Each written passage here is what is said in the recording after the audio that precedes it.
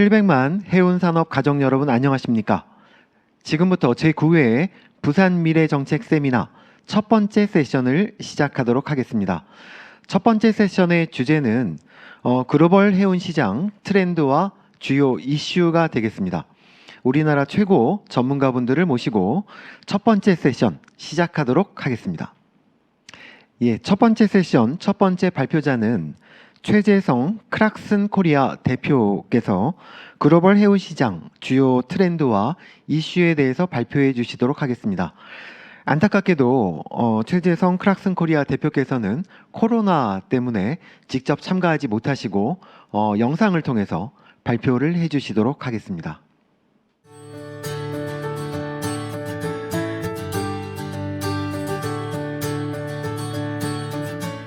글로벌 해운 시장의 트렌드와 주요 이슈에 대해서 발표를 맡게 된 클락슨의 최혜성이라고 합니다. 반갑습니다. 작년과 더불어서 올해 그 해운 시장의 가장 큰 이슈였던 게 아무래도 그런 친환경 선박 IMO 그 정책에 따라서 글로벌 해운 시장에서 그 환경 규제와 더불어서 이 선박의 연료들의 어떤 그런 변화에 맞춰서 LNG 추진선 또는 아모니아 추진선, 그다음에 최근에 AP 몰로 머스크가 결정한 이제 메탄올 추진선 같은 그런 많은 그 친환경 선박들이 시장에서 신규 발주가 되면서 시장은 그 결국에 이제 미래의 그 IMO 레귤레이션을 반영한 친환경 선박을 새롭게 투자하는데 많은 분들이 그렇게 이제 집중을 하고 계시고 있다고 이제 판단이 들고요. 저희 클락슨 같은 경우는 올해 이제 그거와 더불어서 그 해외의 그 오일 메이저라고 하는 토탈이나 쉘이나 엑슨모빌이나 이런 주요 해외 화주들이 이러한 선박 연료 변화에 대해서 어떤 포지션을 가지고 있는지, 그에 따라서 선사들은 어떻게 대응을 하고 있는지 이제 그런 부분들을 저희가 반영을 해서 이제 제 발표를 일단 하도록 일단 그렇게 하겠습니다.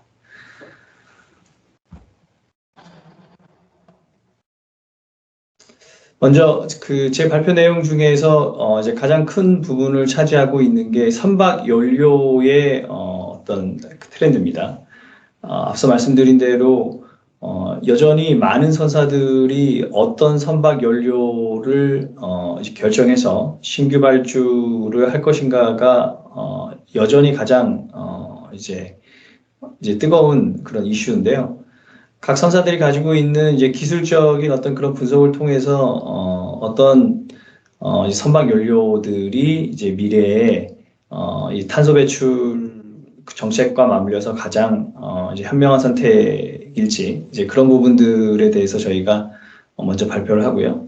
그 다음에 탄소 배출에 관련돼서 현재 기존 선대와 앞으로 이제 기존 선대들을 이제 리플레이스 해야 되는 어떤 친환경 선박에 대한 트렌드, 이 부분을 살펴보도록 그렇게 하겠습니다.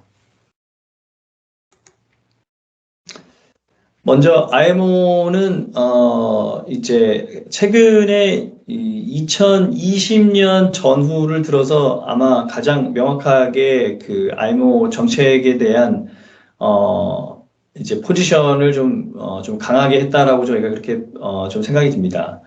2050년까지 그 어떻게 보면은 선박으로 인한 어떤 탄소 배출을 제로로 하겠다라고 하는 제로 카본 아웃풋이라는 어떻게 보면은 이제 큰 청사진을 일단은 꺼냈는데요. 앞서서 이런 정책이 나오기 전에도 몇 가지 그 이제 황산 이제 그 함유량을 뭐 줄이는 정책이라든가, 그 전에는 이제 에코 선박이라는 걸 통해서 계속 지속적으로 IMO는 이런 정책에 대한 이런 부분들을 계속 신경을 써왔는데요. 이제 이러다 보니까 결국에는 그 이런 정책에 가장 먼저 반응할 수밖에 없는 그 각 나라의 주요 그 화주들, 호주로 치면은 이제 리오틴토나 앵글로 아메리칸, 그다음에 BHP 같은 그 이제 광산 쪽의 화주와 기름을 주로 이제 그 운반하는데 이제 가장 큰 이제 화주로 있는 쉘, BP, 엑슨모빌 이제 그런 화주들이 일단 더불어서 이런 정책에 맞게 이제 그런 선박 연료의 어떤 그런 변화에 주도적인 그런 입장을 지금 표명을 하고 있습니다.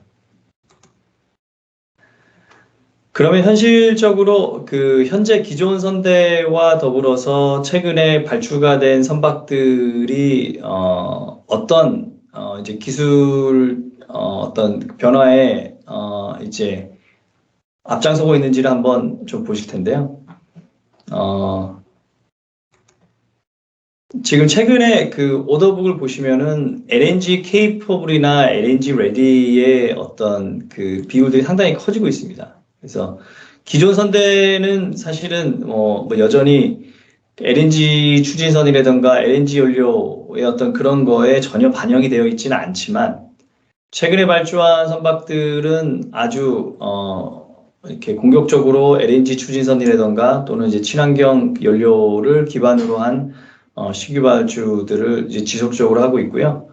이러한 그 이제 퍼센트지는 사실은 상당히 그 지속적으로 늘어날 수밖에 없다라고 사실 저희가 그렇게 평가를 하고 있습니다. 왜냐하면 결국에 선박 연료가 뭐 LNG로 갈 것인가, 암모니아로 갈 것인가, 수소로 갈 것인가, 메탄올로 갈 것인가, 이제 이런 그 세부적인 어떤 그 정책 변화는 이제 각 선사 쪽에서 이제 어떻게 보면은 이제 기술 평가를 통해서 결정을 하시는 문제지만 그렇지 않고는 결국에는 그 이 탄소 배출에 관련돼서는 어떤 선사든 이제 그거에 맞는 이제 정책 결정을 하셔야 되기 때문에 일단 새롭게 발주되는 이제 선박들은 이제 이러한 선박 연료의 어떤 친환경 선박에 이제 꼭 대응하는 이제 그런 결정들을 할 거라고 예상이 들고요.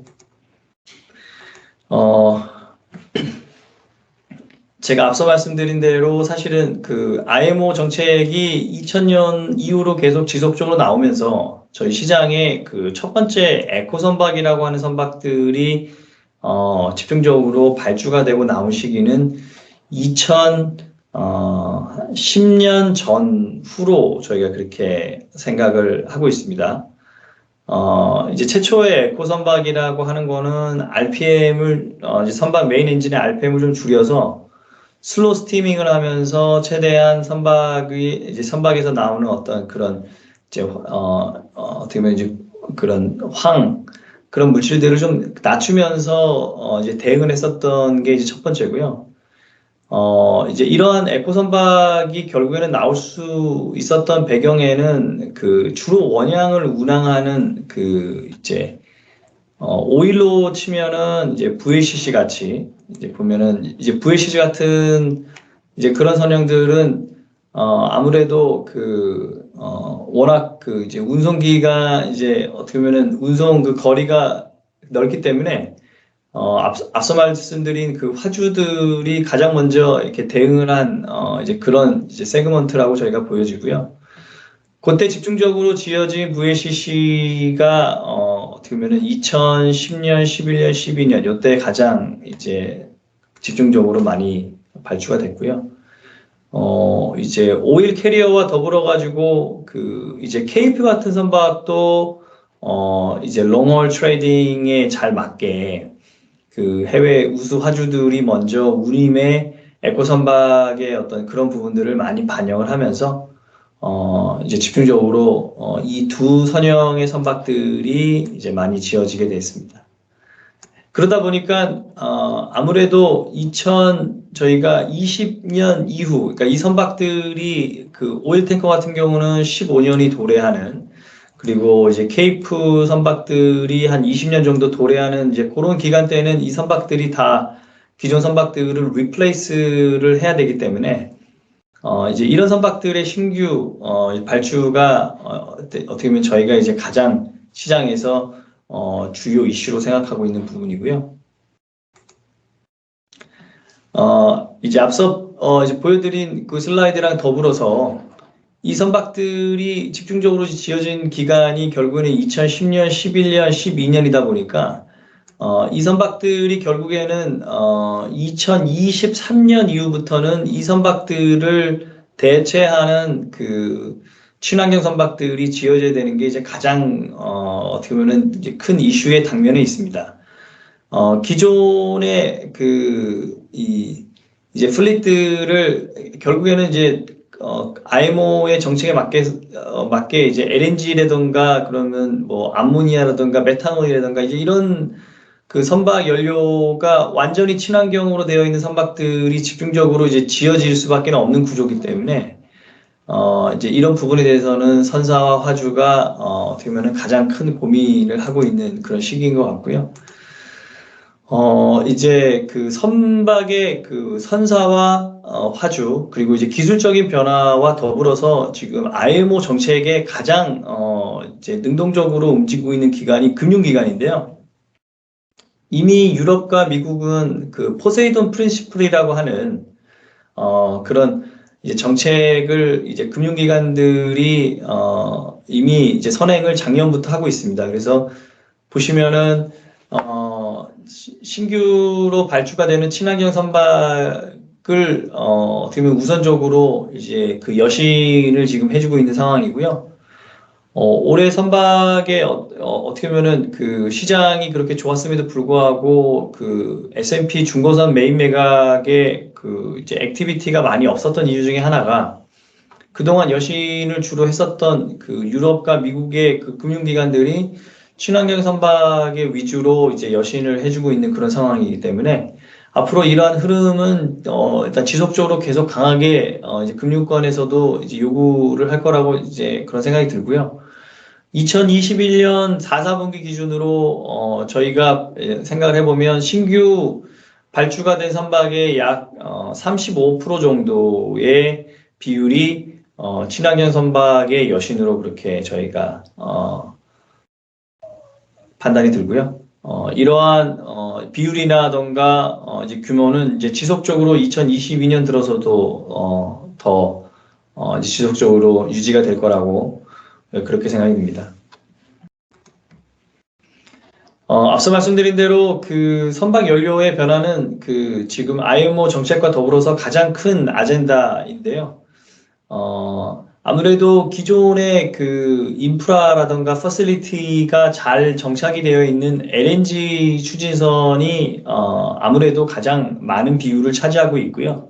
이 부분은 LNG 운송 선박뿐만 아니라 이제 VLCC라던가 또는 이제 케이프, 뉴캐슬막스라는 이런 선박들이 앞서 말씀드린 대로 이런 친환경 선박으로 가기 위해서는 화주들이 신조 선박에 그 올라가는 어떤 그런 성과만큼 운임으로 보전을 해줘야 되기 때문에 아무래도 가장 선도적으로 LNG 추진선이 시장에서 먼저 움직이고 있는 것 같고요.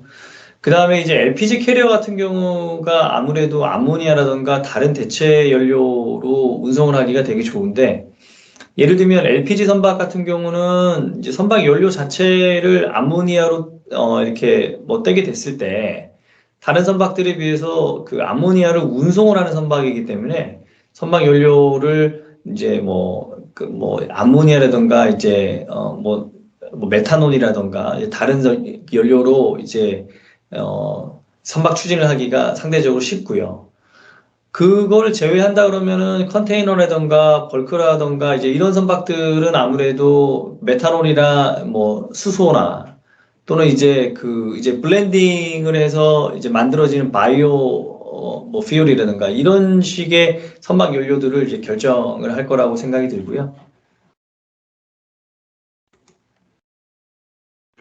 그래서 이런 선박 연료의 변화에 이제 맞춰서 앞서 말씀드린 대로 새롭게 지어져야 되는 그런 선박들 같은 경우는 결국에는 2023년 이후부터 2023년, 2030년까지 약 75% 이상의 선박들이 다 대체가 저희 된다고 저희가 그렇게 보고 있고요. 이 기간 동안 상대적으로 그 중고 S&P는 비율이 상당히 적어질 수밖에 없다. 일단 그렇게 저희가 평가를 하고 있고요. 앞서 말씀드린 대로 이제 2030년까지 그 이제 리플레이스가 돼야 되는 기존 선박들이 과연 어떤 이제 친환경 선박들을 이제 발주할 것인가, 이제 그거에 따라서 시장의 흐름 자체가 상당히 흥미롭게 그렇게 진행이 될 것 같고요. 이렇게 보시면은 IMO는 2050년까지 어떻게 보면 제로 카본 그 이제 탄소 배출에 어떻게 보면 비현실적이라고 뭐 평가를 하는 이제 제로 카본의 어떤 그런 큰 이제 결정을 내렸는데요. 이러한 IMO의 결정이 그 현실적으로 이루어지기 위해서는 2035년 이후부터는 거의 대부분의 선박이 이제 제로 카본의 어떤 그런 형태를 떼어야 되는데, 어떻게 보면은 이 계획을 이루기 위해서는 기존의 그, 어떻게 보면 화석연료로 운항을 하고 있는 선박들의 수가 급격하게 10%대 미만으로 떨어져야 되고, 반대로 2030년까지 그 기존 선박들을 대체하는 친환경 선박들의 비율이 상당히 올라가야 되며, 또 반대로 이와 더불어서 아예 뭐 그 정말 이제 카본이, 그러니까 탄소가 전혀 나오지 않은 이제 선박의 어떤 기술 변화로 인한 그런 선박들이 약 한 40% 가까이가 시장에서 들어와야 2050년까지 어떻게 보면 IMO의 그 일단 정책을 맞출 수 있는, 상당히 현실적으로는 힘든 어떤 그런 상황인데요. 이제 그거와는 별개로 그 일단은 뭐 저희가 화석 연료로 지금 운항을 하고 있는 선박에서 친환경 선박으로 간다라고 하는 어떤 이 큰 트렌드는 계속 뭐 이제 2030년까지 유지가 될 거고요. 각 선사가 이제 어떤 그 기술적인 어떤 그런 이제 결정에 따라서 LNG나 메탄올이나 수소나 또는 암모니아나 이런 대체 연료를 가지고 친환경 선박을 집중적으로 투자를 할 거라고 일단 그렇게 저희가 전망이 되고요. 한국은 이런 친환경 선박을 건조하는데 상당히 경쟁력 있는 조선소들을 다 보유하고 있기 때문에 우리 한국 쪽에는 조선 산업에 상당한 긍정적인 영향을 줄 것이고요. 우리 한국 선사들도 최근에 글로벌하게 보면은 이런 친환경 선박을 수주하는데 가장 선도적인 그 위치에 있기 때문에 한국 선사들에게도 아마 상당히 그 좋은 이제 그런 방향으로 저희가 진행이 될 거라고 이제 그렇게 전망을 하고 있습니다. 짧은 시간 안에 그 최근에 그 산업 동향에 대해서 저희 발표를 했는데요. 뭐 수치라던가 이런 뭐 트렌드 위주로 제가 발표를 했고요.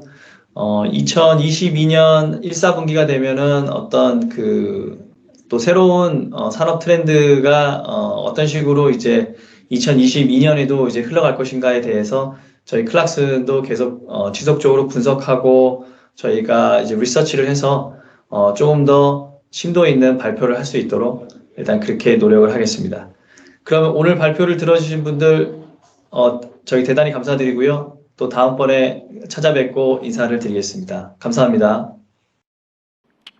예, 첫 번째 세션 두 번째 발표자는 이호춘 한국해양수산개발원 해운 빅데이터 연구센터장께서 컨테이너 시장의 주요 트렌드와 이슈에 대해서 발표해 주시도록 하겠습니다.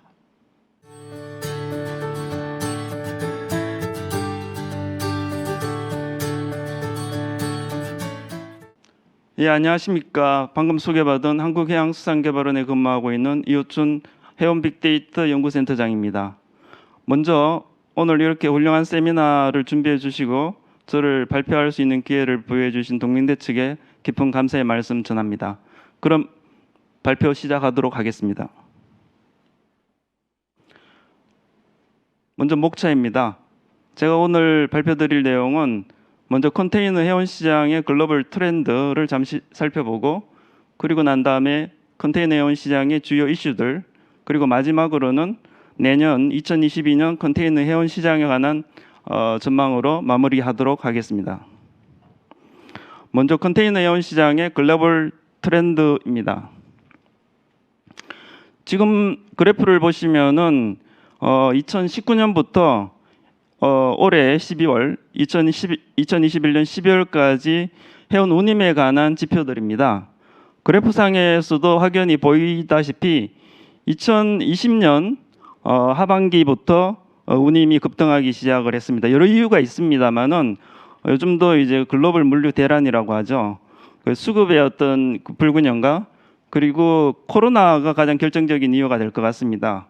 코로나로 인해서 글로벌 터미널 전반적으로 거기에 근무하는 종사자들의 어떤 확진, 그로 인한 항만의 폐쇄, 그것이 항만의 어떤 정체를 유발하고 지금의 어떤 혼잡을 더욱 가중시키는 그런 결과들을 초래하고 있습니다. 지표상으로 보시게 되면 우리가 흔히 많이 인용을 하죠. 상하이 컨테이너 운임 지수 SCFI 지수가 과거에는 이제 보통 한 1000대에 머무르다가 최근에는 4,800포인트를 이제 초과하고 있는 상당히 지금 고운임 상태의 어떤 머물고 있습니다. 미국의 어떤 동안으로 가는 화물은 지금 거의 12,000불을 넘고 있고 유럽 항로 같은 경우에도 거의 8,000불에 육박하고 있는 수준이라서 상당히 화주들로 봤을 때는 어려운 지금 고운임 상황을 맞이하고 있습니다.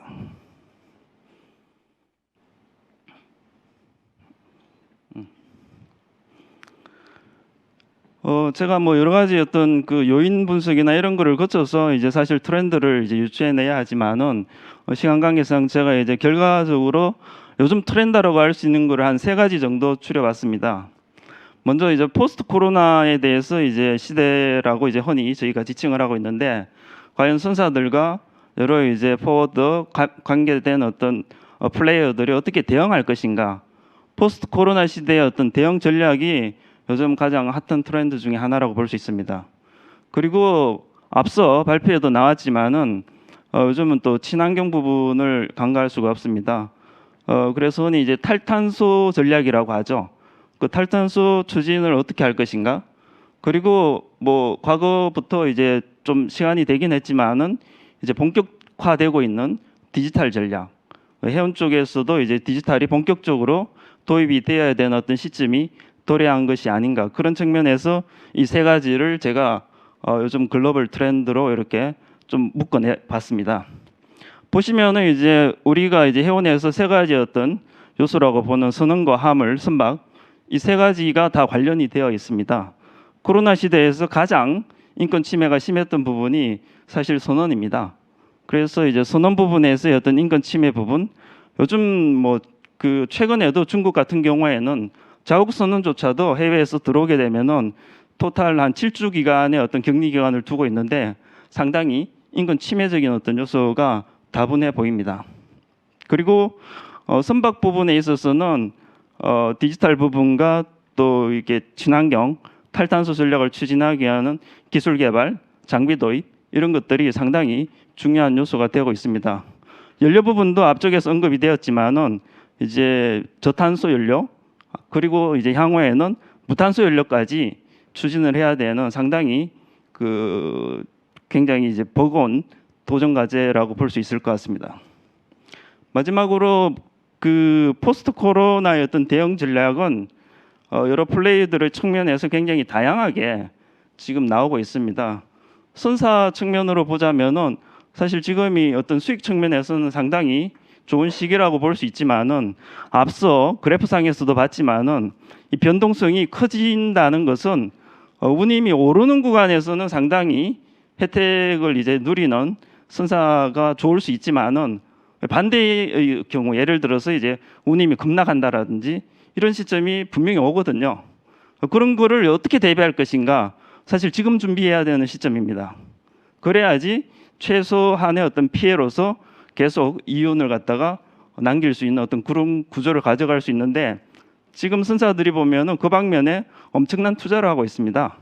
뭐 다들 아시지만은 머스크라든지 이런 거대 글로벌 선사들 같은 경우에는 수직적인 어떤 그 통합을 위해서 엄청난 어떤 지금 이익을 갖다가 미래에 대한 어떤 투자 이런 쪽에다가 상상할 수 없는 금액을 지금 쏟아붓고 있거든요. 그것이 어떻게 보면은 향후 10년, 20년을 내다보는 어떤 장기적인 어떤 전략 관점에서 나온 것이라고 볼 수 있는데 그런 것이 이제 우리도 좀 필요하지 않을까 그런 측면에서 이 세 가지의 어떤 트렌드를 제가 묶어내봤습니다.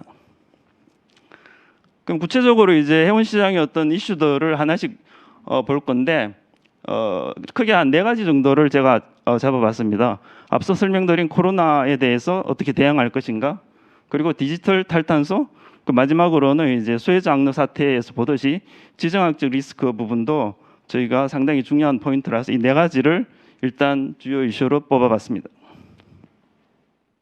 코로나 관련입니다. 코로나는 이제 다들 아시다시피 벌써 이제 변이가 상당히 많이 출현을 했습니다. 가장 최근에는 오미크론 변이까지 이제 나왔는데 상당히 이제 우려스러운 상황인 거죠. 왜냐하면은 뭐 다행히 이제 그 치명률은 낮다고는 하는데 상당히 이렇게 확산 속도가 빠르다 보니까 아마 우세정이 곧 되리라고 보는데 이것이 이제 끝이 아닐 수 있다라는 게 전문가들 이야기에서 많이 나오고 있습니다. 그래서 이보다 더 센 어떤 변이, 그래서 어떤 치명률이 아주 높은 변이가 나왔을 경우에는 지금 우리가 이제 상상할 수 없는 그런 어떤 조치들이 또 취해져야 되는 상황. 이 경우에 이제 항만이라든지 터미널이 제대로 이게 오퍼레이션이 가능하냐, 이 문제는 상당히 우려스러운 상황입니다. 그 부분이 이제 저희가 무시할 수 없는 부분이라서 이 부분에 대한 거를 또 추이를 지켜봐야 될 것 같고, 사실 이게 좀 대응하기가 이 부분은 좀 곤란한 부분들이 많이 있습니다. 지금 중국 같으면은 이제 뭐 곧 베이징도 동계올림픽이 있기 때문에 제로, 그러니까 그 확진자가 나오게 되면은 무조건 폐쇄입니다. 그러다 보니까 상당히 이제 그쪽을 이용하는 선사 측면이나 이런 측면에서는 상당히 부담이 되는 어떤 그런 조치들이거든요. 그 서부항만 이야기를 또 안 할 수가 없는 게, 서부항만도 역시 마찬가지로 확진자가 나오게 되고 터미널이 이제 제대로 운영이 안 되다 보니까 이게 이제 그 대기하는 선박들이 계속 늘어났습니다. 최근에는 좀 줄었습니다. 11월 16일 기준으로 86척까지 이게 대기를 했는데 최근에는 뭐 30척 이하로 이게 좀 줄기는 했습니다만은, 문제는 이게 또다시 이제 대기하는 어떤 선박이 늘어날 수 있다라는 거죠. 뭐 예를 들면 이제 뭐 또다시 확진자 문제, 코로나 확진자 문제가 나온다든지 아니면은 또 뭐 물류망이 또 어디서 또 문제가 생긴다든지 이러는 경우에는 이게 이제 결국은 수급에 영향을 미친다고 봐야 되거든요. 배가 이제 저희가 이제 공급적인 측면을 이야기할 때 뭐 선박 발주량, 신조 인도량 이런 걸 보지만은 사실 기존의 선박들이 얼마나 정상적으로 이제 운항이 되느냐, 그 회전율을 저희가 또 안 볼 수가 없습니다. 그래서 그 서부항만에 들어간 배들이 거기에 묶여가지고 이게 뭐 항해 일수가 길어지고 회전율이 떨어지게 되면은 결국은 이제 공급이 줄게 되는 그런 문제가 발생을 하는 거거든요. 그렇게 되면 또다시 이제 운임에 영향을 미쳐서 또 운임은 올라가게 되고 그게 악순환입니다. 그런 상황들이 코로나로 인해서 또다시 재발하게 되고 또 심화될 수 있다라는 것이 코로나에 대해서 저희가 유심히 살펴봐야 되는 어떤 상황 포인트라고 볼 수 있습니다. 다음은 이제 디지털 부분입니다. 디지털 같은 경우에는 사실 뭐 해운 부분은 다른 부분에 비하면은 좀 이 속도가 좀 상대적으로 느리다고 볼 수 있는 거죠. 왜냐하면은 우리가 뭐 핀테크라든지 요즘 굉장히 앞서 나가는 금융 이런 쪽에서는 도입이 빠르지만은 해운 부분은 전통적으로 이 대면에 의한 그런 어떤 영업 그리고 거래 이런 것들이 아주 이제 오랜 어떤 전통을 갖고 있습니다. 그러다 보니까 이런 온라인상의 거래 이런 거에 대해서는 좀 사람들이 쉽게 받아들이지 못했던 부분이 있죠. 하지만 최근 들어서는 이게 이제 상당히 실험 단계는 이제 지난 것 같습니다. 상당히 이제 영업적인 측면이나 여러 가지 측면에서 테스트 해보는 단계는 지났고, 그리고 선사들도 이제 통합된 어떤 물류 토탈 이제 제공자로서의 어떤 그런 위치를 누리기 위해서 여기 엄청난 또 투자를 했고, 그런 것이 이제 속도를 곧 내리라고 생각을 합니다. 하지만 이제 과연 이것이 성공할 것인가 실패할 것인가는 아직 어느 누구도 장담을 못하지 않냐라는 어떤 그런 또 논란이 많이 있습니다. 왜냐하면은 이게 이제 늘 이제 그 해운 쪽의 거래에서 문제되는 게 뭐 항공도 마찬가지입니다. 저희도 늘 있지만은 오버부킹하고 노쇼 문제가 사실은 해결이 좀 어렵거든요. 온라인상으로서 이제 늘 이제 그 예약을 하고 화물을 실지 않고 더 이렇게 운임을 싸게 하는 쪽으로 다시 이렇게 옮기게 되는 그런 것이 일상화되어 있는 거죠. 그래서 온라인에서 중요한 게 그러면은 이제 화물을 싣는 화주 측이든 선사 측이든 그게 대한 어떤 뭔가 커미트먼트가 필요한데 이것이 이제 온라인에서 제도적으로 해줄 수 없는 부분이거든요. 쉽지 않은 부분입니다. 그러다 보니까 온라인에서 과연 그런 것을 해결해 줄 수 있을까? 그리고 또 기존에 여기에서 활동을 하던 플레이어들이 많이 있습니다. 선사를 포함해서 이제 포워드들이 많이 있죠. 전통적인 포워드들이 과연 이런 온라인 시스템에서도 같이 갈 수 있을까? 왜냐하면은 이제 신규로 진입하는 어떤 업체들 같은 경우에는 전통적인 포워드와는 또 다른 어떤 결이 다른 또 영업을 하고 있거든요. 그러고 난 다음에 그럼 궁극적으로 이걸 통해서 비용을 낮출 수 있는가? 거래 비용의 어떤 감소 문제. 뭐 전산이라는 게 늘 그렇습니다. 초기에는 이제 투자 비용이 또 높게 들어가기 때문에 거래 비용을 실질적으로 획기적으로 낮출 수 있는 어떤 조치가 또 필요하고 그리고 또 하나 문제는 이제 보안 문제가 발생할 수 있습니다. 고가의 화물이라든지 이런 부분에서 과연 이 보안에 관련된 걸 확실히 뭐 블록체인이라든지 기술적으로는 가능하다고는 하지만은 실제 그것이 문제가 터졌을 때는 후폭풍이 만만치 않을 거라고 보기 때문에 이 모든 문제를 갖다가 디지털로 전환을 해서 해결할 수 있느냐? 뭐 여러 가지 이제 영업이라든지 기획, 서비스 이런 부분에서 디지털이 도입돼 가지고 제공할 수 있는 어떤 그 다양성은 굉장히 넓어지지만은 이런 문제들을 어떻게 해결해야 성공으로 가고 또 아니면은 또 실패로 갈 수 있는 그런 어떤 기로에 서 있지 않나 그렇게 보고 있습니다. 탈탄소 부분은 뭐 앞쪽에서 우리 그 최정수 대표께서 많이 설명을 해주셔가지고 저는 이제 간단하게 이제 그 내년에 이제 도입되는 EEXI 이 부분이 이제 또 상당히 기존에는 신조에 대해서만 이제 에너지 효율을 강조했는데 내년부터는 이제 기존 선박까지도 확대 적용하는 EEXI가 도입되고 같이 CII도 같이 도입됩니다. 그리고 여기서 이제 또 하나 짚어야 될 것이 IMO의 어떤 그 로드맵과 다른 좀 앞서 나가는 EU에서의 어떤 그 시기가 좀 빠릅니다. EU는 IMO는 이제 뭐 2050년에 그 2008년 대비 50% 감축을 이야기하고 있지만은 EU 같은 경우에는 벌써 뭐 2050년에 제로 그 이전에 제로 달성을 지금 목표로 여러 가지 또 법안이라든지 이런 조치들을 지금 하고 있습니다. 해운 쪽에 관련된 부분은 사실 이제 뭐 그 에미션 트레이딩을 이제 그 배출 거래를 갖다가 해운에도 도입하는 문제 그리고 난 다음에 우리가 이제 국경 탄소 조정 메커니즘이라 그러죠. 흔히 이제 국경 탄소세라 그러는데 이 두 개의 어떤 제도는 해운에 직접적으로 또 영향을 미치게 됩니다. 여러 가지 이제 물리적으로도 좀 조정 문제가 발생할 수 있는데 어쨌든 그 2050년까지는 탄소 중립을 하겠다는 EU의 어떤 전략에 IMO가 이제 맞춰갈 수 있을지 사실은 이제 선사 측면에서는 상당히 부담스러울 수 있는 어떤 과제가 될 수 있을 것 같습니다. 그리고 지정학적 부분은 뭐 여기 지도에도 나와 있지만은 우리가 흔히 이제 그 수에즈를 포함해서 파나마 그다음에 지브롤타 그리고 난 다음에 또 잘 알죠 중동에 있는 호르무즈 해협 이런 것들은 굉장히 그 통항로상으로 볼 때 무역에서 상당히 중요한 어떤 위치를 차지하고 있습니다. 여기서 문제가 생기게 되면은 상당히 글로벌 트레이드에 지장이 엄청나게 미치게 되고 우리가 수에즈 사태를 통해서 한번 경험을 했었죠. 수에즈가 막히면서 그로 인해서 우회해야 되는 어떤 선박들 비용이 엄청나게 늘어납니다. 그리고 또 만약에 이것이 이제 장기화될 경우에는 전체적으로 이제 글로벌 SCM에 영향을 미치게 되고 그 여파는 또 운임의 어떤 반영으로서 상당히 고운임의 어떤 상황을 초래할 수 있는 그 사태를 우리가 올해 경험을 했습니다.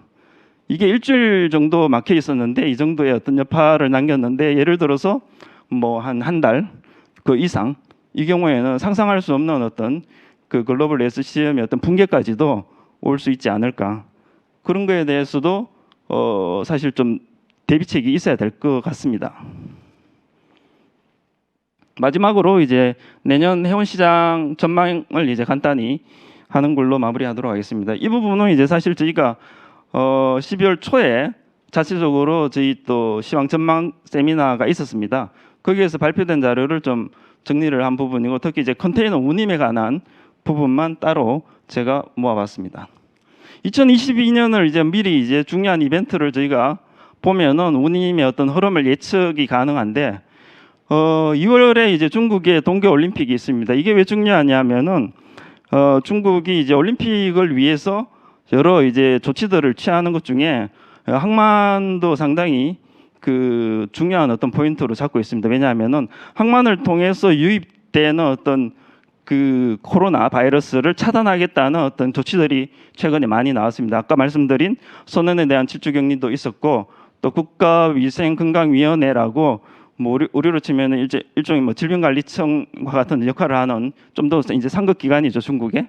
거기에서 내린 조치 중에 어떤 것이 있냐면은 항만 도시죠.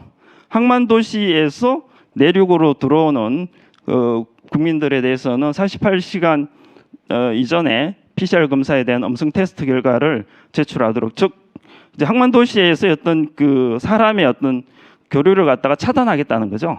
그러니까 이전에 선언에 대한 어떤 그런 관계 조치 사항들 포함해서 거기에 있는 모든 사람들이 어쨌든 그 베이징 올림픽에 영향을 줄 수 있는 코로나의 어떤 확산 이런 걸 갖다가 원천적으로 차단하는 조치들을 좀 취했습니다. 그리고 우리나라 같은 경우에는 이제 3월에 이제 대선이 있는데, 이 부분은 뭐 글로벌 차원에서는 중요하지 않지만은 우리 이제 국내 선사들 같은 경우에 국적 선사들이 이제 공정에 걸려 있는 제소권이 하나 있습니다. 이게 또 대선의 어떤 결과에 따라서 그 결과가 아마 그 이후에 나올 것 같은데, 상당히 이제 그 비용이 이제 좀 크기 때문에 우리 선사들에게는 영향이 좀 있을 것 같고, 가장 중요한 부분은 여기 ILW하고 PMA 간에 이제 그 협상이 있습니다. 일종의 이제 그 단체 협상인데, 이게 왜 중요하냐면은 과거에 2014년하고 15년에 협상을 할 때 이게 서부 항만이 폐쇄가 되고 노동자들이 파업을 하고 스트라이크가 일어났습니다. 그로 인해서 선사들이 이제 기항을 그 이제 터미널에서 이제 그 하역을 못하는 어떤 그런 작업이 발생하면서 그때도 한번 물류 대란이 발생했거든요.